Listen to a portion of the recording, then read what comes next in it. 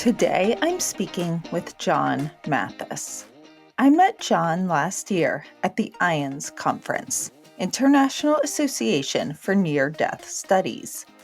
John is a data scientist, nurse, Reiki Master, and has had more than one NDE. He also practices remote viewing and has had many OBEs, out-of-body experiences, including an experience when he was in college that was verified by his girlfriend at the time when he went to her parents' house out of body. It was really evidential and really interesting. This was also another long conversation, so I divided it into 2 episodes. So here is part 1 of my conversation with John Mathis. Hi, I will be attending the IANDS, International Association for Near-Death Studies conference, and I would love to invite all of you. I will let Kimberly Braun, who had an NDE and is the panelist, coordinator, and mentor for this conference, tell you more about it now. Everyone that is there for the reasons of why are we here in this world? What is this world about? And how is this world, as we define it, part of something larger? So these individuals that present, and I'm blessed to be among them again, will share not only their experience, but how all their life is changed and continues to change, affected by these experiences. Powerful conference. And there were some really kind of big names there too. Last year, I got to meet, excuse my little bit of name dropping, but Dr. Bruce Grayson, which for me was really exciting. So pretty big scientists are involved too. And it's very serious. Along with the spiritual component, it's very evidence-based too and research-based. I encourage you to go to the link to the conference, which is conference.iands.org. And the lineup for the speakers is presented there really in a very clear way. Since I'm working with the panelists, I can name a couple of the panel titles. So we grouped them into themes this year. Trauma panel. So those that have experienced trauma, loss of a loved one fits right in that category. How NDEs, STEs, and OBEs changed their life purpose, after effects of an NDE and family dynamics. Special abilities is another panel on mediumship. But if you look at the schedule, you'll see there's scientific-oriented panels as well. What those would be is that they would be the presentation of the fruit of the research that these particular scientists have found when they've been studying NDEs. Amber Kasich, who has been on this podcast, she and I are going to be doing a presentation as well at the conference. It's so nice to see some of all of you who listen and support. And you can get tickets at the website conference.iands.org. And just as a note, there's always member specials. So being a member of IANDS is very inexpensive. Welcome to What the F Just Happened? I'm your host, Liz Enton. If you listened to the intro, you know my story. If not, here's a brief summary. I'm a sciencey skeptic, and when my dad died, I took a shot in the dark and decided to investigate if there was any possible evidence of an afterlife. I assumed that was as realistic as Santa Claus, but I was desperate. However, I was so blown away by what I discovered that I wrote a book and launched this podcast. In this podcast, I'll be talking to some fairly normal people about some really weird stuff. I speak with everyone from psychic mediums and afterlife researchers to ordinary people who've had some inexplicable experiences. So come, listen. There's no need to draw any final conclusions. Keep an open mind and wonder, what the F just happened? Hi, I am speaking today with John Mathis, and I met him at the IANDS conference, International Association of Near-Death Studies, and he is a near-death experiencer and researcher and just has bunches of experience and a whole wealth of knowledge. So welcome, John. Tell our listeners a little about yourself. Thank you very much, Liz. Hey, my name is John Mathis. Clinical data scientist and research nurse. I actually started life thinking I was going to be an English professor and an opera singer. So I went through college the first time, learned to sing in 5 languages, and was on my way to become a English professor and broke my ankle. My broken ankle led me to kind of get into medicine and research. And I thought, this is kind of interesting. Let me see if I can do that. And then Y2K happened. And Y2K really opened up the door for me to get into research because Eli Lilly in Indianapolis was looking for basically anybody who had a bachelor's degree and knew what a pivot table was. So huzzah. And can you clarify Y2K? That was when it became year 2000, correct? Correct. Yeah. So everybody thought the programming was going to get messed up because when they programmed, they just did day, month, year. So that would damage all the data because it said everything was 1900s. Is that kind of what was going on with that, or? Yeah. So if you tried to call up data by, 00, it's like, are you calling up 1900 data or 2000 data? And so we'd get all, messed up. Okay. Thanks. Okay. So sorry, go on. Just wanted everyone to understand that. So I found myself, in research, and it really appealed to the detective part of my personality. I'm a Scorpio, so if you follow that kind of thing, it's like I really like going into the esoteric and making discoveries that are hidden, that type of thing. So I looked at that, and I was like, that appealed to me. But then I also made as much in 1 year of pharma research as I would have made in 3 years of teaching. So I was like, well, let me give a couple years of this and get the student loan paid off and kind of go from there. And then 20 years went by. So much for that. But it was a great run. I worked at a couple of different pharmas. I started when Y2K happened, and that was about the same time we started doing electronic data. And so I was on the kind of the forefront of that conversion from paper to electronic data. Eventually, I learned a software system, and they flew me all around the world to teach that computer system to clinicians. Then I came back and actually got my nursing degree, worked in oncology for a little while.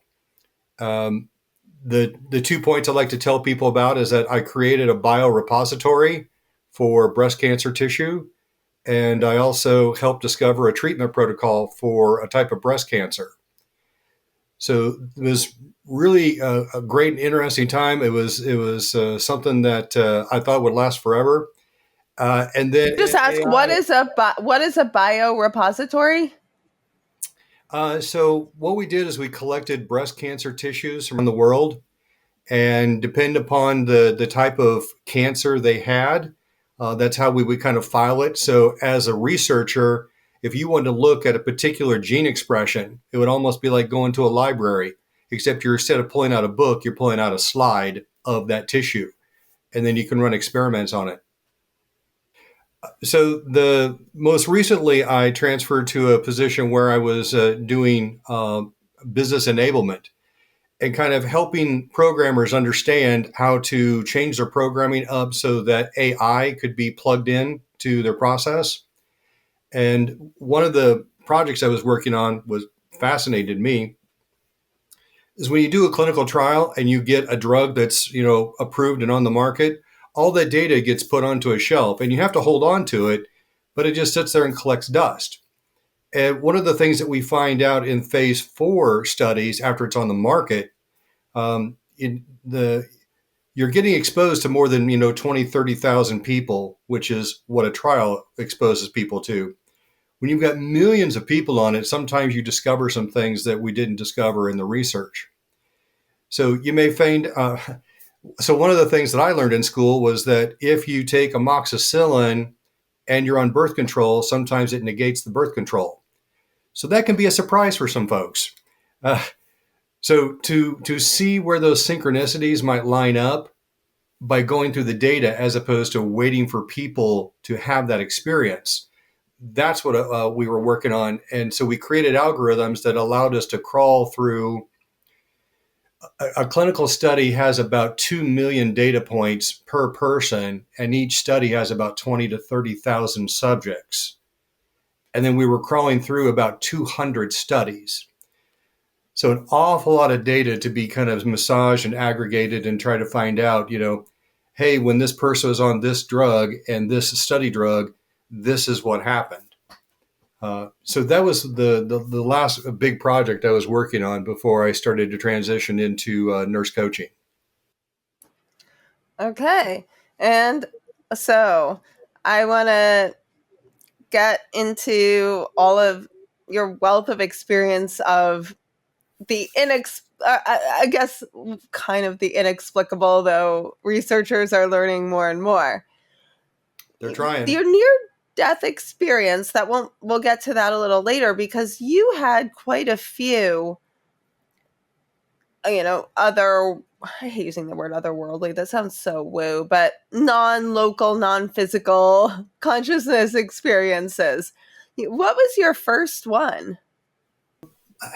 So my first one, I've been saying my first one was when I was 9 years old, and my grandfather was my primary care / babysitter until I was about 7 years old.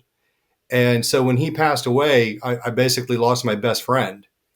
And he appeared in a dream about maybe 2 weeks after he passed away.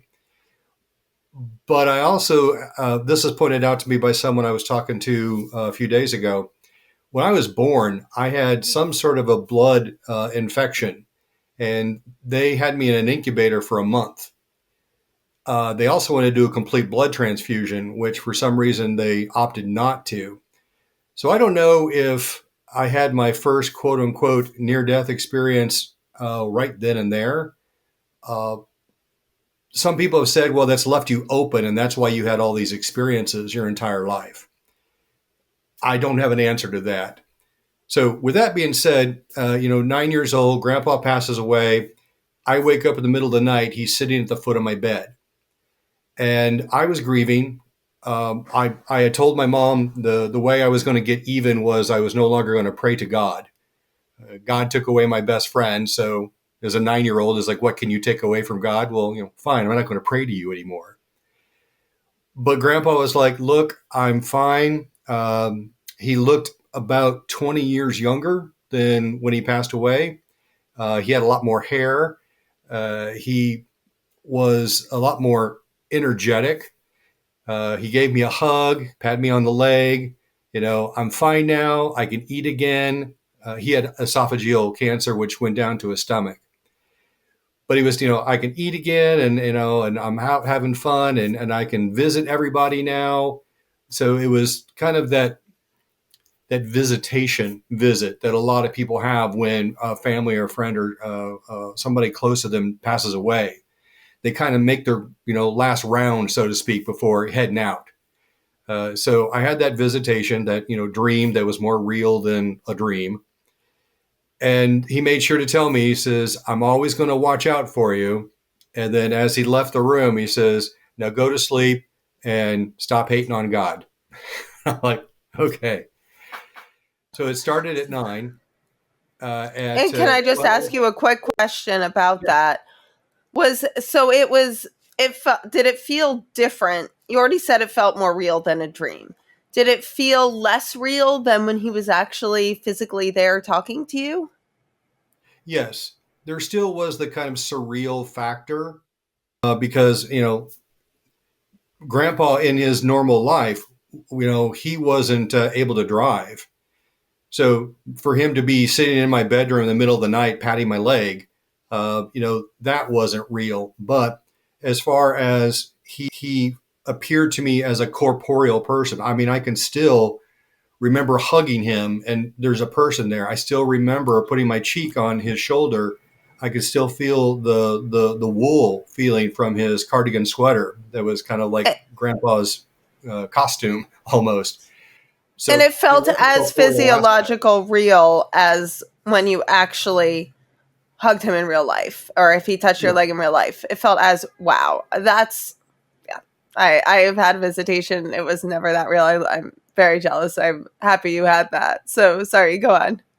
And I don't know when yours was, but at 9 years old, I think maybe you don't have a lot of grounding yet in physical reality, or maybe it was just me. I don't know. The other things that kind of followed along at 12 years old, I had an experience that caused me to kind of like pop out of my body. At 14, I discovered a book called Journeys Out of the Body by Robert Monroe. And I read it just kind of like an instruction manual. And I thought, oh, that thing that I did at 12, it turns out I can do this on my own and do stuff with it. Can you tell us a little more about what that was like when you were 12? I mean, if you don't want to go into what caused it, if that was traumatic, you don't have to go into that. Tell whatever you're comfortable with.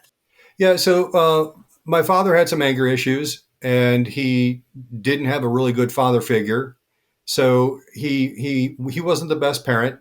And one of the things that he would take his anger out on me. And so, I would do something like not put away dishes, or, not clean up dog poop out of the yard, and I'd get beat for it. And in one of those beatings, all of a sudden I just popped out of my body, and I'm above the scene and looking down on it. And, a few minutes later it was over with, and I popped back in my body. Well, I come to find out later that disassociative experience is pretty common for folks when they're in traumatic situations. And I've matured in my process where I'm at, that didn't happen to me, it happened for me, because I needed to have some sort of trigger to teach me I can be out of the body. And so since 14 years old, I've been, astral projecting or remote viewing, or, whatever you want to call it, and going different places and doing different things. And my life experience is very different from John Q. Public. And that gives me a perspective and a wisdom of sorts that's so completely different from anybody else. And so now when I look back in retrospect, that was a tough entrance, but that entrance opened the door to so many different wonderful and crazy things. So you had out-of-body experiences. What were some of the most evidential things that happened when you were out of body? So the very first one I can remember is that I would project over to a friend of mine's house, and he was, again, about 14, 15 years old as well. But he was stealing his dad's old Playboys, and he was hiding them under his 8-year-old brother's mattress. That's hilarious. Yeah. So I don't know who he thought he was going to be fooling, because I don't think an 8-year-old is looking at it for either the pictures or the articles. The other thing I would do is that I would check in on Grandma and Grandpa, and I would hear conversations that, again, they're conversations that everyone kind of knew about. It was, the traditional, where's my coffee, and where did you put the coffee, and where's the mail? And it wasn't anything extraordinary, but I could make comments on that. Oh, you didn't care for the turkey bacon that Grandma bought. And this was your grandfather who raised you. So this was when you were before 9, or was it your other grandfather? No, this is my other grandfather. My grandmother actually remarried. So after. Okay. Yeah, because first grandpa, biological grandfather, died when I was 9. And then this other grandfather I had was when I was about 15, 16. And these were your mom's parents, I take it, because you said Yes. Your dad did. Yeah, I figured from what you said about your dad. Okay. Yeah, my dad's parents are down in Florida. I didn't really know them too well. Okay. So you would verify, hear their conversations and verify or hear what they were doing. How did they react to that? So Dad was raised Southern Baptist. So it was basically, I don't understand it. It might be evil. Don't do that. Mom's reply was, don't tell people because they might take you away. And there was one time, actually, Mom and Dad had the family priest come over and have dinner with us, and kind of talk to me about heaven and hell, and everything was basically dismissed as my imagination. It's interesting that religion, they still believe in survival of consciousness and non-local consciousness, but not this. It can't work like this. It's kind of a weird dichotomy. Like, I understand more someone who's a complete materialist the way I was, not believing that. But it's just, I'm just making kind of social philosophical, I guess, humanity commentary, that it's just weird that someone can have a type of belief in non-local consciousness, even if it maybe is, more belief-based than data research, and still say, but it can't work like this. But I'm sorry, that must have been very well. What I should ask you, what were your thoughts about that? Did you think you were imagining it? Did you know you weren't? How did it affect you? I knew I wasn't imagining it. And earlier in my life, it was the abuse that was going on. I was basically told, you can't tell anybody about this, otherwise they'll take you away. You'll never see your family again. And, terrible things would occur. So I already had a kind of compartment in my mind of, there's a place where you put stuff where you can't tell anybody about. And so that's where I started putting I saw my grandfather, I saw my grandfather's sister when she passed, from great aunt. I was seeing friends that had passed away in grade school. Later on in college, I was seeing people in college campus and the older buildings that were on campus where things had happened. And again, it was just kept all that stuff in a Rolodex in my head. But, I didn't go around, talking about it because, again, calamity would ensue. But the curious thing, too, is that as I would turn one thing off, it was like something else would come on. It was almost like whack-a-mole from a metaphysical point of view. Because it was ghosts at 9, it was remote viewing at 14, past lives showed up in early 30s. All of these things were on before the near-death experience, and a lot of times people have the near-death experience, and it then opens up all these other things. And I did it backwards. So it was kind of curious for me when I had my near-death experience. I was on life support, but I wasn't necessarily dead because, all the machines kept me on, but I was above my bed. I'm watching the room and watching people come and go and all that shenanigans. In college, I had a couple of things going on. I was actually working in a college in Indianapolis, and there were 3 buildings on campus that were actually mansions of former the people who started the Indianapolis Motor Speedway. It was originally a practice grounds for this new invention called the automobile. And so Allison, Stokely, and Wheeler were the 3 families that were involved with that, and their mansions were all in a row on this campus. And so I used to work as a docent at the Allison Mansion, and I worked at the Stokely Mansion because that's where the School of Music was. And I had all sorts of things going on, being scratched, my hair being pulled, gust of cold air in the middle of summer, that fun stuff. But then I also had people on campus who were my friends, and I had the type of friends who knew I worked in a haunted mansion. And so, they would throw pebbles at the window, or they'd sneak in the back door and, make, wooey noises and things like that. So That's funny. You never knew what you're going to get. But I had that aspect going on. And then the other thing that was turning on was I had to learn kind of like psychic self-defense, because sometimes these things would pester me so much that I just have to push them away somehow. So that was the college bracket. After college was Silva method, and also doing more remote viewing, doing some off-world remote viewing, and then discovered past life, 4 past lives. Okay, so I want to back up a little more, and then I want to get into that, Liz. Oh, I'm going to. But I actually want to ask you something you said earlier, because my mind keeps going back to it, and I feel our audience will be like, "What happened? What happened?" You saw your great aunt as well. What happened with that?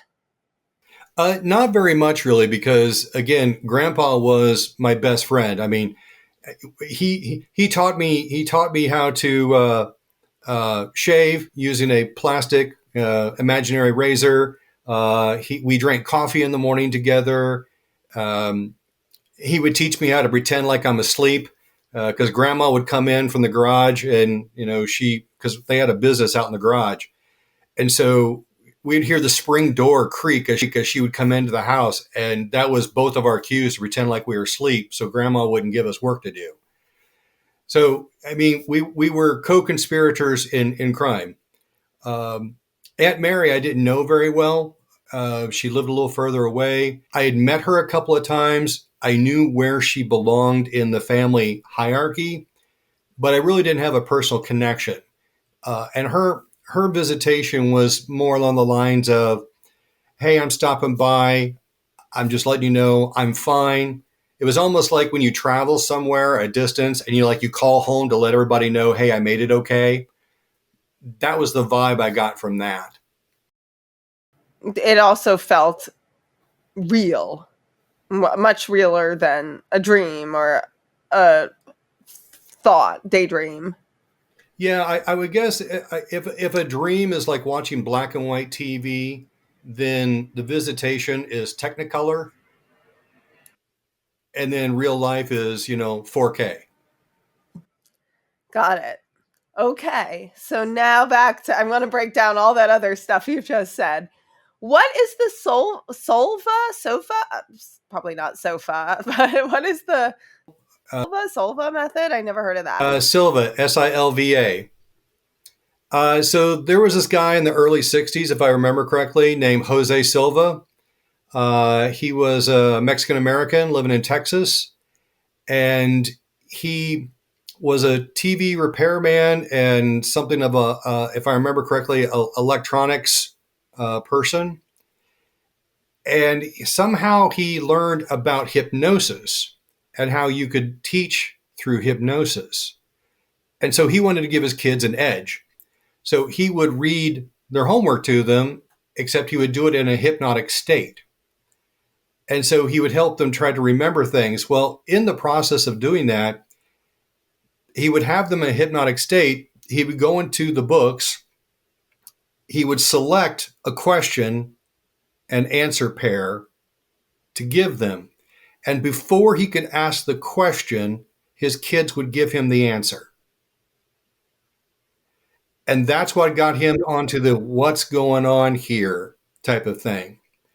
And so Jose started really looking into it and thinking about, well, how can I use this power of the mind?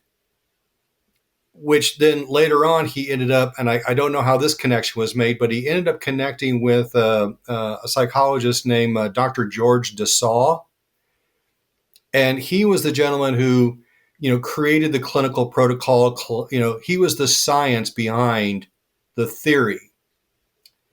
Now, when all this got put together into a theory, it came out as Silva mind control.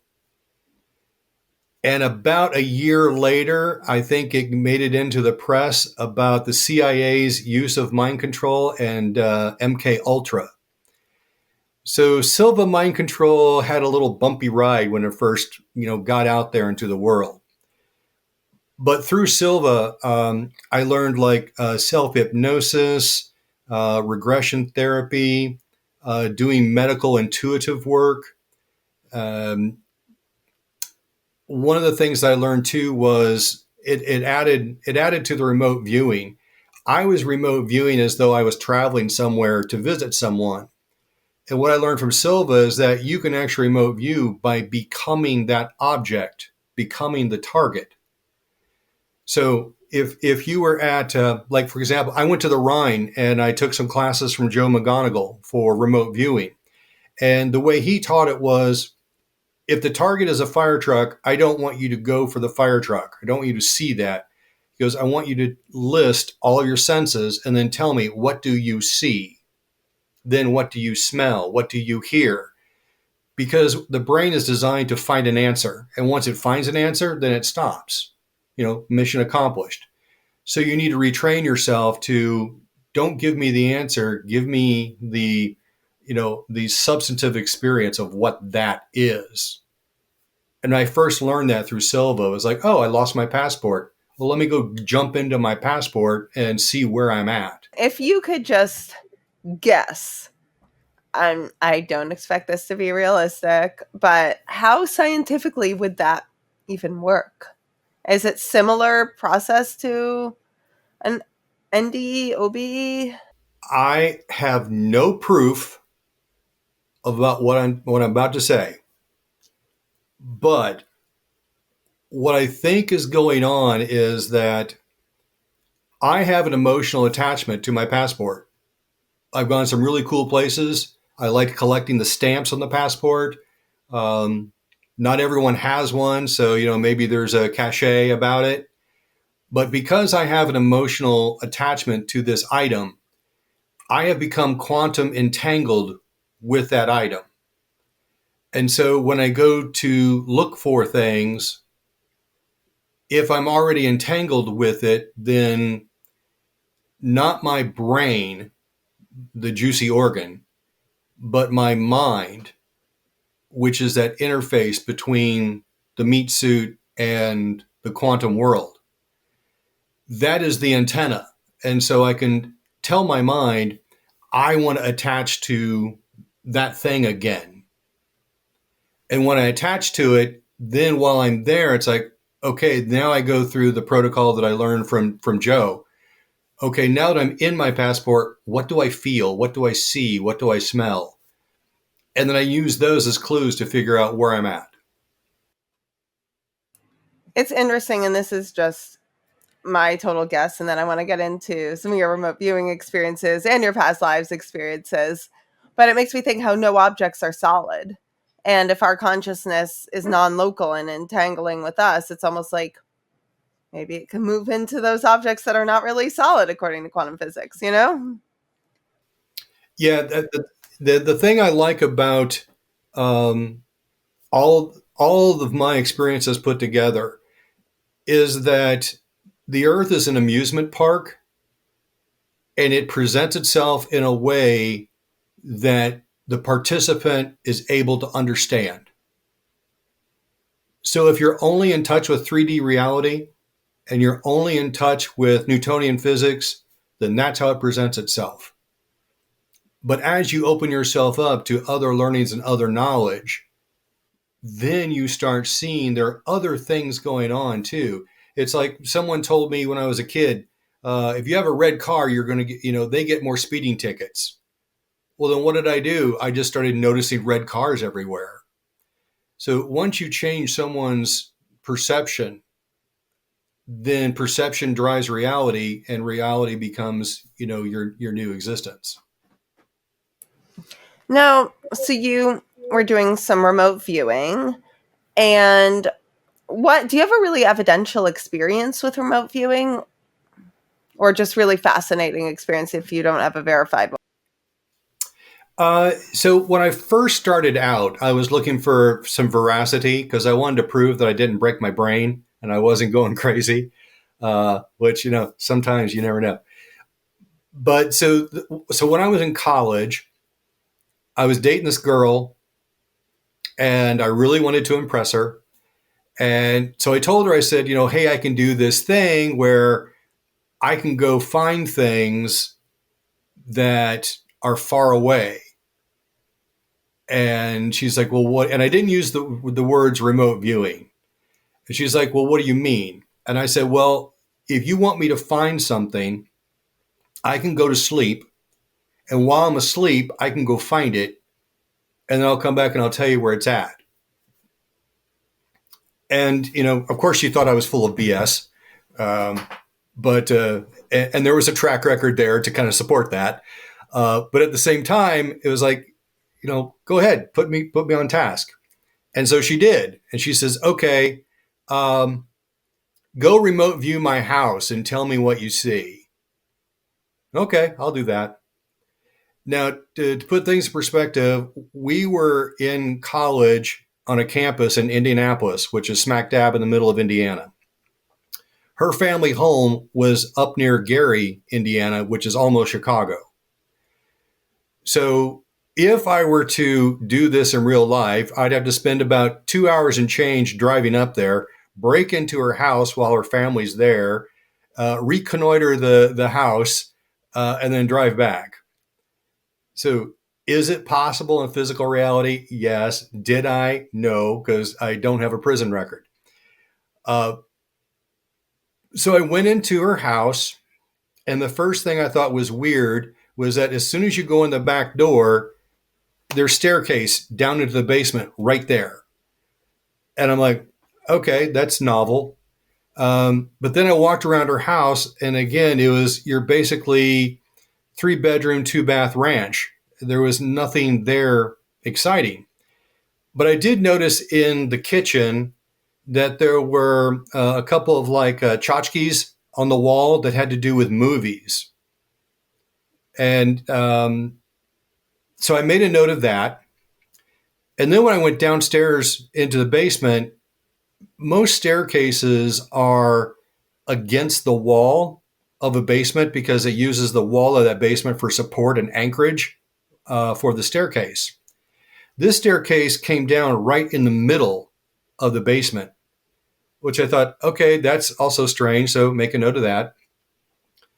But again, as I'm walking around and looking around at the basement, it's like, okay, it's a den. There's a couch, there's a TV, there's a couple of chairs.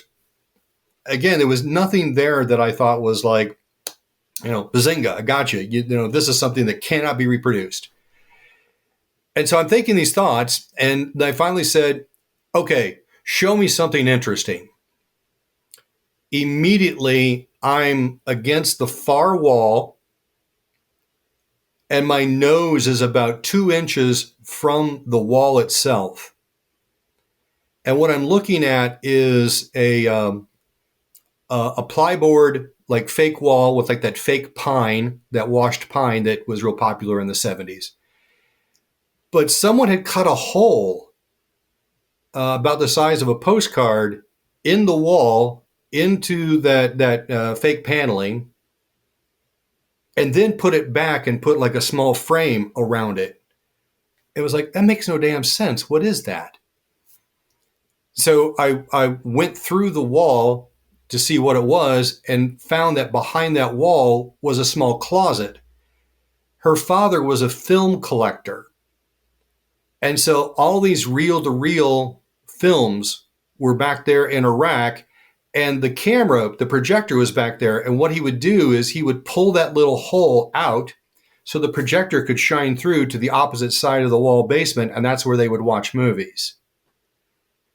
So I came back, I was like, oh man, that is so unique. That has to be a hit. So I came back and told her that I'd been there. And of course, later on after classes, there's a crowd in the room waiting to, what's John going to say? What, how entertaining is this going to be? What kind of BS is he slinging? And so I went through and said, I went and saw your house, and I told her about the stairs and told her about the kitchen. And everybody was like, yeah, that's everybody's house, no big deal. And I said, well, I did see in the kitchen these Hollywood things. And they're like, yeah, but you know that she's into musical theater, and her dad's an English teacher, so you could just be making that up. Okay. So then I went in for right for the throat. And I'm like, okay, well then tell me about the hole in the basement wall. And that's where, I mean, she literally went pale. I mean, she looked like, typewriting paper at that moment. And I said, yeah, I said, in this far wall, there'd been a hole cut in the wall and even a frame put around it, and then the hole put back, which made no damn sense. But on the other side, I saw why, because there was a projector and some film there. And that she was just like, yeah, my dad actually teaches a night class on American cinema. So, yeah. Wow. And I'm going to confirm, I have to ask the questions. First of all, you had never been to her house in person, Correct. obviously.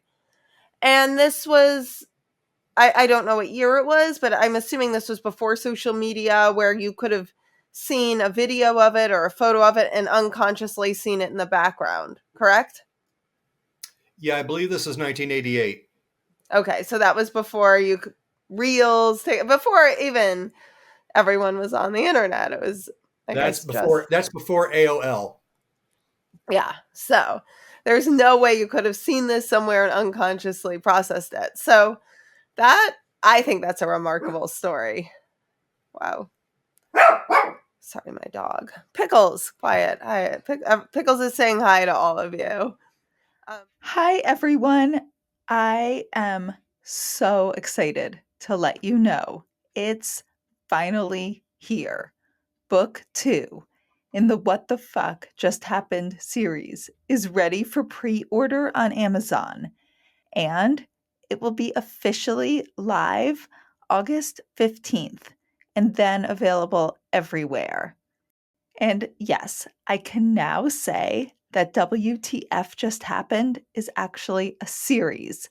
That's also super exciting and kind of surreal. This book is titled WTF Just Happened? A Sciencey Skeptic Investigates Even More Evidence of an Afterlife and Fights for Justice with Her Dead Dog. In this book, I continue my exploration of an afterlife. I get some amazing signs, more medium readings.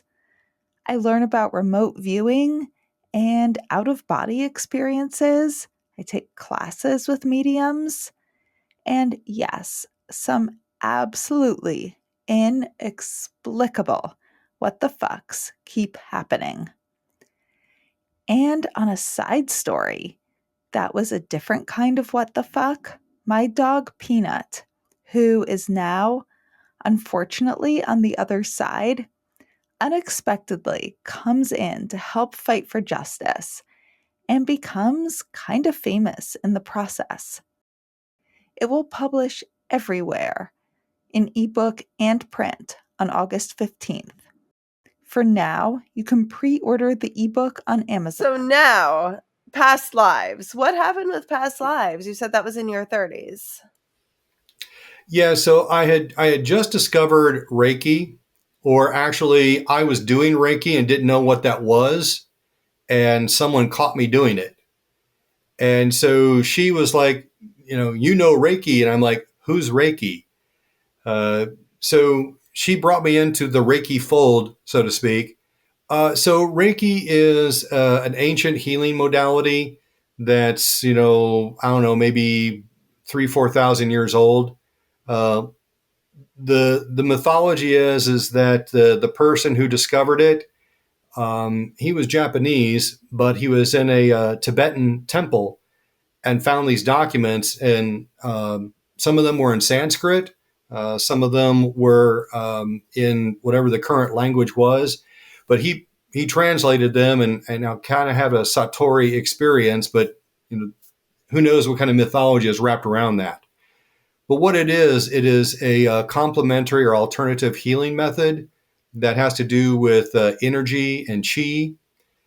And a practitioner of Reiki basically sends out an intention to kind of gather energy from or chi from the universe. They move it through their body into the recipient of that chi energy. And then Reiki in and of itself is has kind of an external, because you can kind of see where the hand placements are, but it has an internal method as well, where there's sacred symbols, kanji symbols, and other symbols as well. There's derivatives of this original Reiki. But the internal one is that you actually have to be attuned to these symbols. And so while you're doing the external hand placement, you're also internally thinking about these symbols. And you're just basically moving energy from the universe through you into the recipient. How are you doing Reiki without knowing it? Just give a short explanation of that. And then how did that Yeah, sure. lead into past lives? So I was working at the Sarasota Memorial Hospital. I was doing patient transport for the acute physical therapy there in the hospital. And so my job was basically getting patients out of bed, bringing them down to the gym. But they realized it's like, John's a sharp cookie, so let's give him some extra stuff. So they taught me how to do a couple exercises, and I would run patients through their exercises there in the gym under the supervision of a PT or an OT, a physical therapist or an occupational therapist. And as I was working with the patients, I would have people tell me, wow, your hands are warm. And I just never processed that because, I'm running up and down 5 floors, sometimes taking the stairs because it was faster than the elevator. So, of course, I'm hot everywhere, not just my hands. But I actually had a lady who had a total knee replacement. And I've got one hand on her knee and another on her ankle, and I'm providing some resistance while she's exercising. And when I put my hands on her, she had a startle reflex. She jumped and she was like, "Oh my God, your hands are so hot." I'm like, "Oh, I'm sorry." And I thought maybe, maybe it was when I grabbed heating pads out of the supply cabinet or just running around. But I had an occupational therapist who was a Reiki master. She's like, "Let me see your hands." I'm like, "Okay." And I turn my hands over and they're just bright red, like I'd been clapping for an hour or something. And then she kind of lightly touched my hand and she's like, Reiki. And I said, "Who's Reiki?" And she just started chuckling and she's like, "So you're just doing this. You don't even know what you're doing." And I'm like, "Yeah, that's pretty much my MO. I don't know what I'm doing." So that's how I got pulled into the Reiki. But in the process of me working there, I end up pulling my Achilles tendon. And it's been a problem for me ever since grade school and football. So she's like, "Well, look, come over to the house. We'll do Reiki.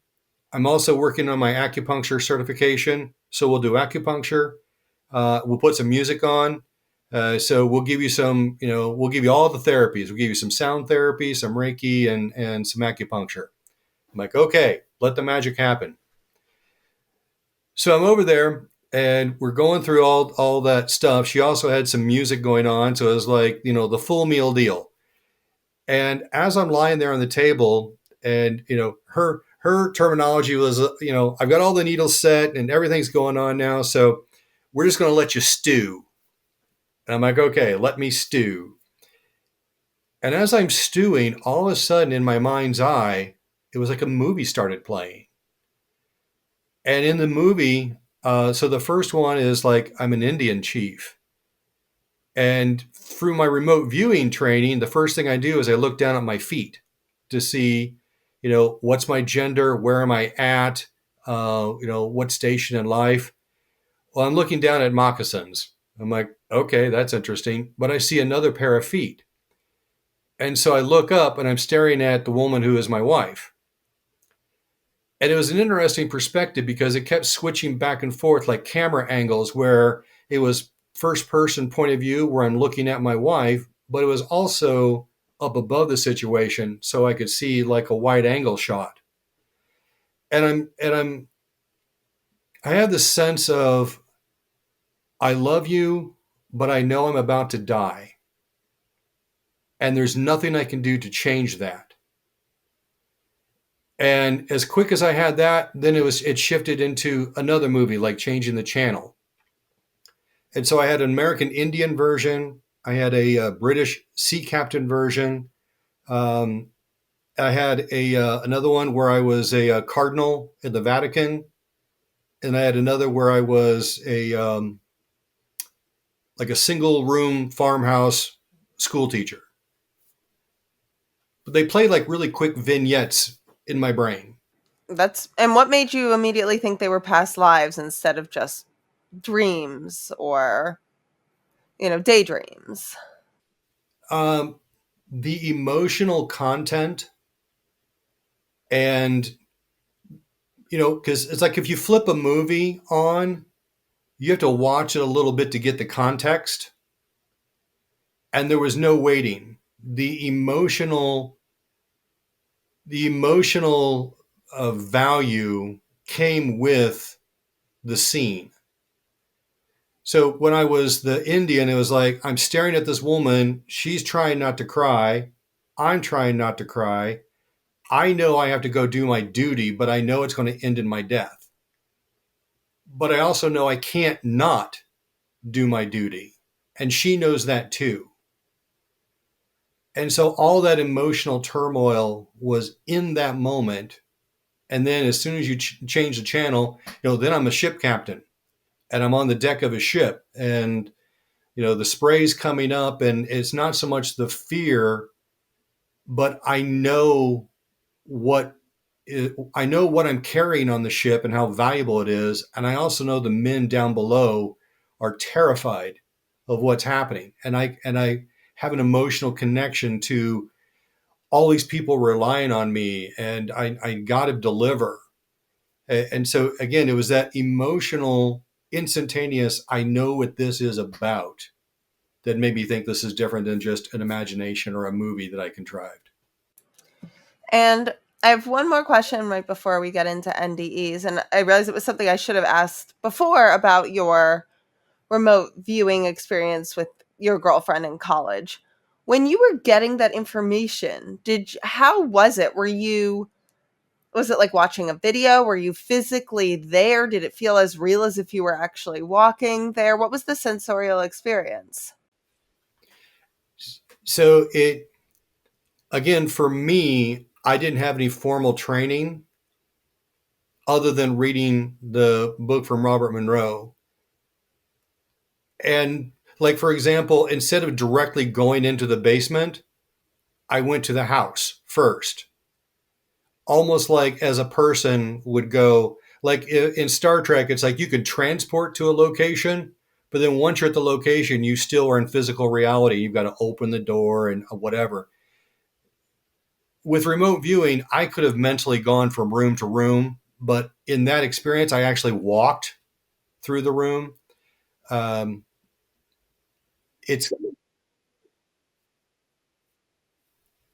Yeah. So, well, and again, maybe this is semantics for me, but for me, an out of body experience is kind of like the large umbrella. And then underneath that out of body experience, you have the near death experience, a spiritually transformative experience, the remote viewing, the astral projection, the lucid dreaming, however you want to structure that. Got it. Okay. But did it feel as real as walking, or was it like intensely visualizing or dreaming of yourself walking? It was like being there in a dream state. And when I wanted to like dial up a sense, then I could. Like as I was walking through the house, I couldn't tell you what type of carpet it was or if it was hardwood floor because my consciousness wasn't focused on that. I was scanning the rooms and trying to pick out something that was really unusual so that I could come back and, have that vertical experience. Let's get into your personal NDE, and then from there, after that, we'll get into NDE research that you've done. So Okay. what happened with your NDE? So clinically, what happened was I was burning the candle at both ends. I was in nursing school, working a part-time job. My wife at the time was traveling for work, so I was playing Mr. Mom. So a lot of stuff going on. And I got pneumonia and I ignored it. So I was infected with the Y chromosome, if you will. Just stubborn, and I'll work my way through it and I'll just marshal through. Rub some dirt in it, you'll be fine. Well, I ended up in the hospital with whiteout in all 5 lobes, which meant I had mucus and fluid in every pocket of your lung. And while I was there, I basically collapsed in the emergency room. Somehow I had driven myself there when I should not have been conscious. My oxygen saturation rate was, I think, 64%. At 90% is where they put that little plastic hose, that nasal cannula on you. So I don't even remember how I got there. But yeah, I was there. The car was there. I was in the ED. And that's the last thing I remember before I woke up from my coma 13 days later. Then what happened is the infection in the lungs became ARDS, which is acquired respiratory distress syndrome. And about half the people who get ARDS die from it, because when one major organ system shuts down, the other organ systems pick up on that. And so my lungs shut down a few days later, my kidneys shut down, and then a couple of days later, my heart tried to stop. But, there was a period where they were trying to figure out what was going on. And then for no clinical reason, well, there's a couple. So there was no clinical reason for my lungs to be sick. When they did a biopsy, or not biopsy, when they looked at the samples from my lungs, there was no infectious material there. So why my lungs were flooding, they had no idea. And they were looking for really exotic stuff at some, Legionnaire's disease and stuff. And again, nothing was coming back for a clinical reason on why I was sick. So they threw the kitchen sink at me from a respiratory point of view and an infectious disease point of view. And there was some reason about 12, 13 days later, I started to come out of it. But my heart, it turns out my heart had an undiagnosed defect. You basically have 2 batteries for your heart, one for the top of your heart and one for the bottom. The battery for the bottom of my heart, I had a little cluster of cells that were a little offset, and they ran my heart about 16 to 20 beats per minute on the ventricles. So that kept me running. And then the kidneys eventually turned on, and then they were able to slowly bring me off the respirator. Now, because I had that stuff happen before my near-death experience, a lot of my coma was spent at the top of the ceiling in the hospital room. I was watching doctors and nurses come and go. I was watching family members come and go and say goodbye to me. I saw my ex sitting over in the corner of one room. I saw my mom sitting in the corner of the other room. And I remember chuckling because they didn't like each other at all. And so they were on the most opposite points of the room while still being in the room. And I was just kind of chuckling at that. I also remember my daughter saying that she wanted to paint my toenails and put my hair in barrettes. So, there's some veretical experience too that I was able to, recall that while I'm technically in a coma. And they all verified Yeah. Your daughter really had said that. Yep.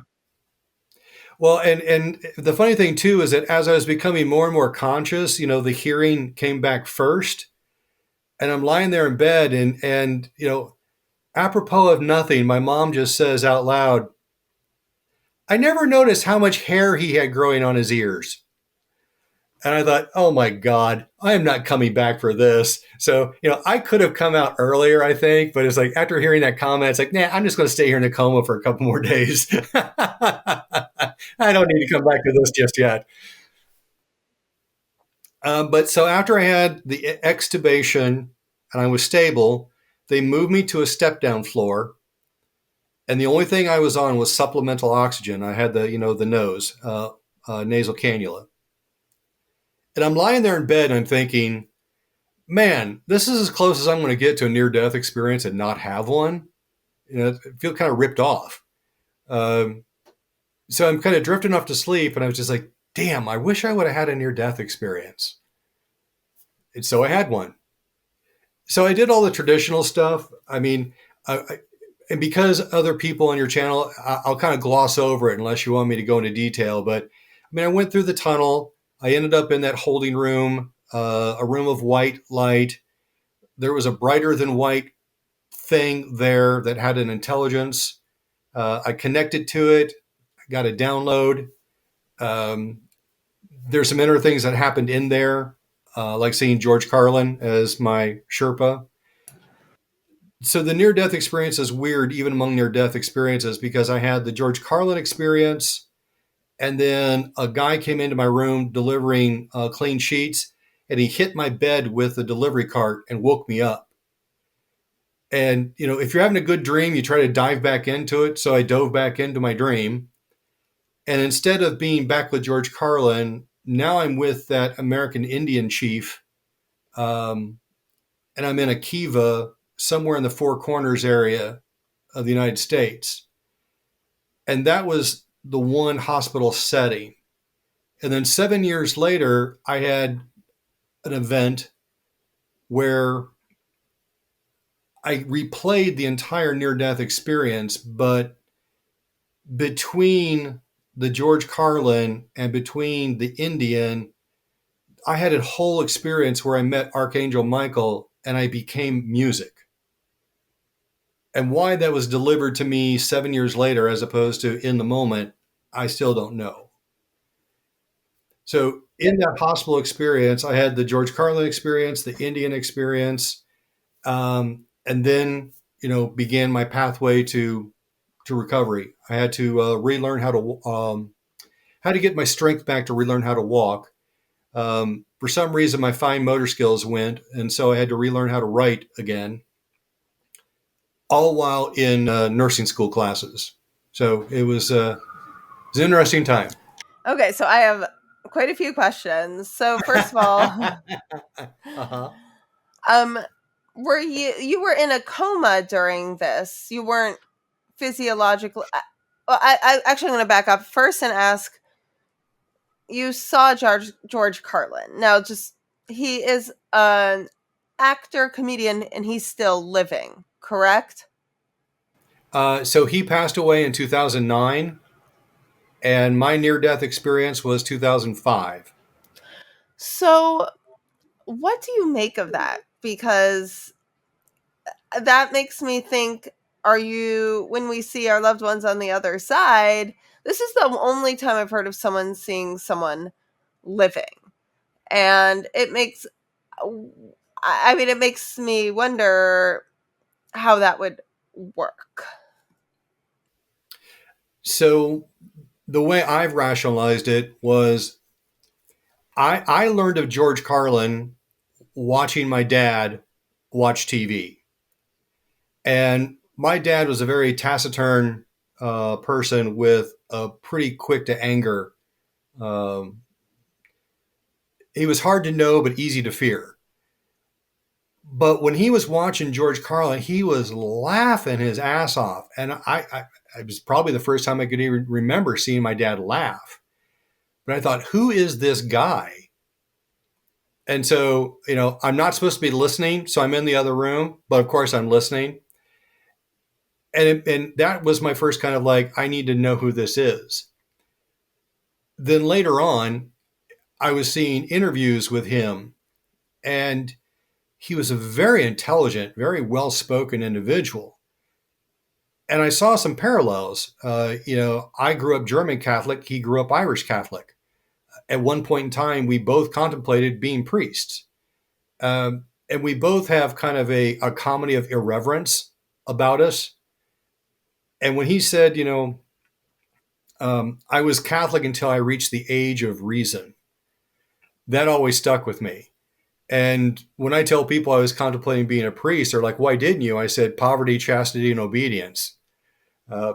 So kind of that same kind of cheeky monkey type of approach. So I think there was an energy there where there was a connection. And the other side of that coin is that if I would have seen Jesus or God or, Charlton Heston as God or, Kuan Yin or Buddha or whatever. I would have thought probably it was, food poisoning, some, bad gas station sushi or something to that effect. So the fact that I saw him was originally kind of weird, but the more I thought about it, it was like almost like the movie Contact, where what was the Jodie Foster character name? Okay, so when her character goes through the machine, she's goes through this machine to the other side of the universe, but it shows as her being on the beach in Florida, and it shows her father, and she's like, "Okay, I know my father's dead, so whoever you are, you must have read my mind and just picked somebody I'd be willing to listen to." And then the actor who played her father is like, "This is the way it's been done for millions of years, and we choose a messenger that you will accept so that there's no dissonance, so we can give you the message."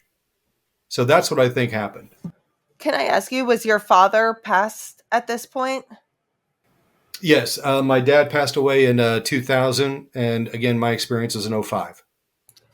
Could it have been your dad presenting himself in a way of like love and being like, this is the best part of myself?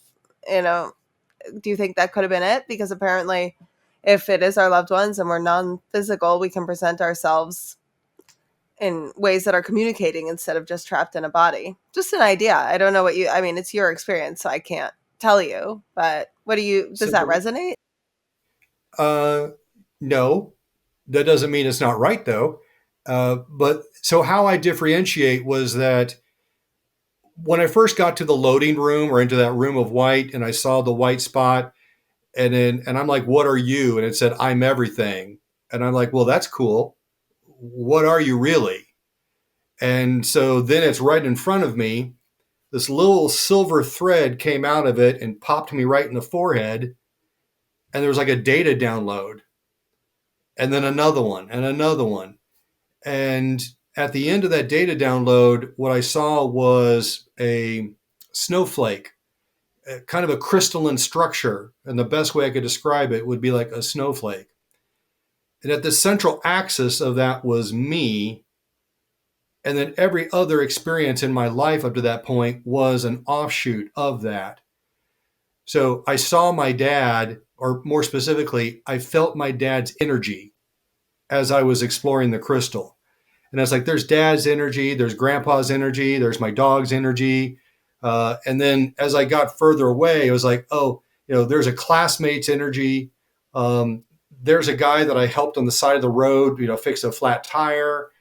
And the energy signature of my dad was very different than the signature energy I got from George.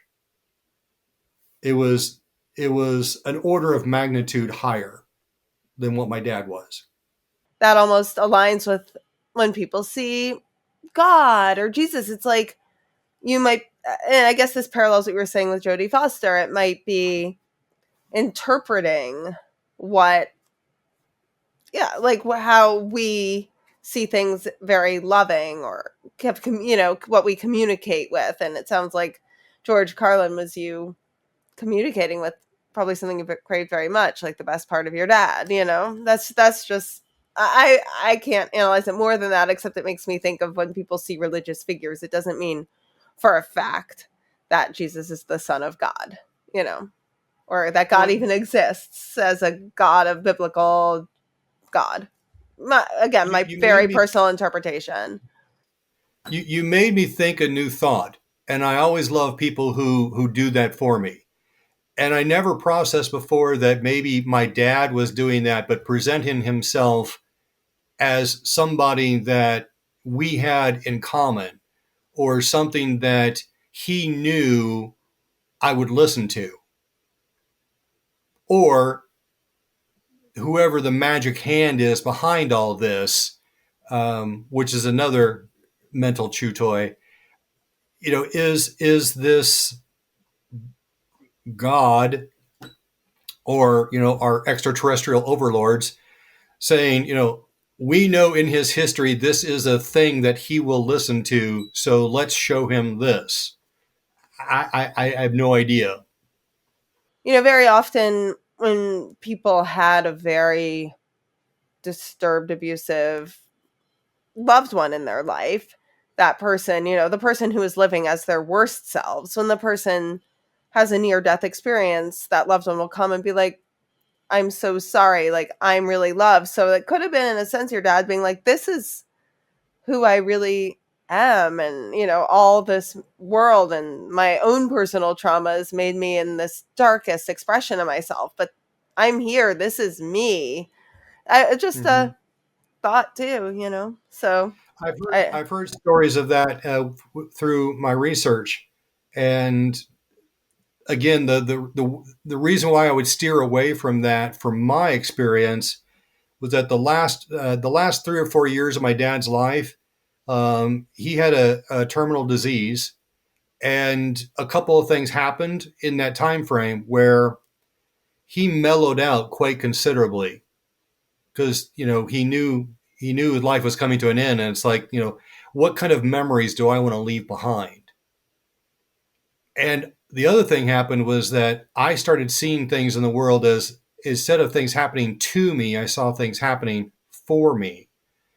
And so that took away the victim, the victim perspective, the victimhood. And so I didn't see him as a tormentor. I saw him as a mentor. And that reflected in our personal relationship, because I went from being John to JB, short for John Boy, and he went from being Dad to being Pop. So it was almost like unconsciously we gave each other different names to kind of delineate that was the past and this is our present. The other thing too is that if you're into astrology, is that we were both Scorpios. We were both born on the same day, just 24 years apart. So we were at loggerheads quite a bit in my childhood. This is the end of part 1 of my conversation with John Mathis. Join us next week for part 2. Hey everyone! I'm really excited to let you know about the science and spirituality salons I'm now hosting. During these intimate events, a scientifically verified psychic medium will give all of you readings, and I will give a talk on the science and evidence that changed my mind about an afterlife. This will also be an amazing opportunity to get to meet some of you in person or virtually, and to share more about all the science and data that transformed my worldview and got me through my worst days.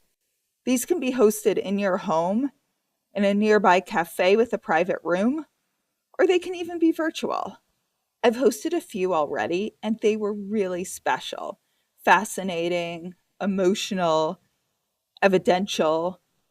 So if you're interested in getting a small group together over dinner, brunch, drinks, coffee, to learn more about the science and to get evidential medium readings, send me an email at hello@wtfjusthappened.net and put science and spirituality in the title.